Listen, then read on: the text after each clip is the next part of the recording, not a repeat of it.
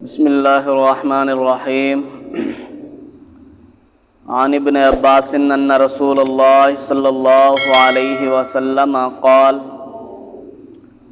فی المعتکف هو يعتکف الذنوب ويجزى له من الحسنات كعامل الحسنات كلها رواہ ابن ماجہ۔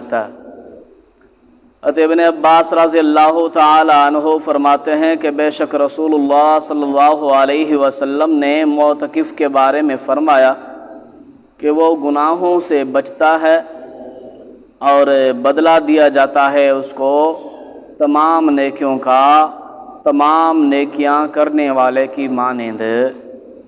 اس حدیث مبارکہ میں چونکہ اعتکاف کرنے والے کی خصوصیت بیان فرمائی گئی ہے اور اہم بات ارشاد فرمائی گئی، فرمایا گیا کہ اعتکاف کرنے والے کے لیے اہم بات یہی ہوتی ہے کہ وہ گناہوں سے بچتا ہے، گناہوں سے مکمل طور پر محفوظ رہتا ہے۔ اور نمبر 2 فرمایا کہ اس کے لیے نیکیاں جاری کر دی جاتی ہیں، باہر کی جو نیکیاں ہیں مکمل طور پر اس کو عطا کر دی جاتی ہیں۔ تو گناہوں سے بندہ اور بھی طریقے سے بچ سکتا ہے، چونکہ اعتکاف ایک خاص طریقہ ہے بچنے کا۔ اعتکاف کہا بھی اسے جاتا ہے کہ روزے کی حالت میں مسجد کے اندر ٹھہرنے کو،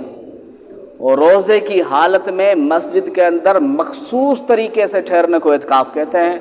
تو لہٰذا جب مخصوص طریقے سے آدمی مسجد میں ٹھہر ہی گیا تو جو ہے نا 24 گھنٹے جتنا بھی وقت ابھی رہے گا تو وہ جو ہے نا نیکیوں کے اندر رہے گا، اس کے لیے نیکیاں جاری کر دی جاتی ہیں اور تمام گناہ اسے دور کر دیے جاتے ہیں۔ تو لہٰذا جب ایک بھی گناہ اسے سرزد نہیں ہوتا تو مکمل وقت اللہ تعالیٰ کے قرب میں رہنے والا یہ معتکف حضرات ہوتے ہیں، یہ معتکف ہوتا ہے۔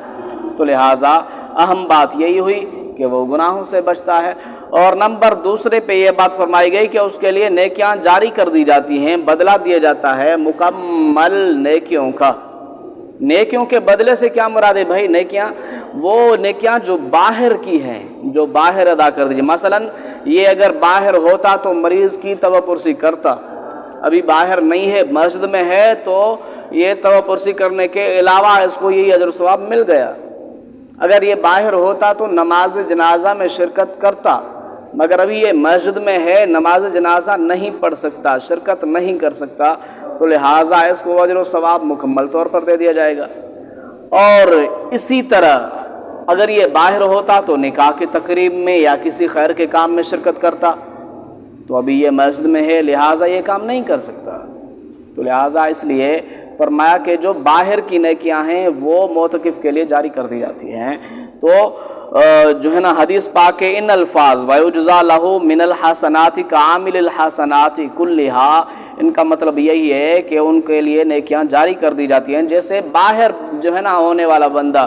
باہر رہنے والا بندہ جو ہے نا نکاح کی تقریب میں شامل ہوتا ہے، نماز جنازہ میں شامل ہوتا ہے اور اس کے علاوہ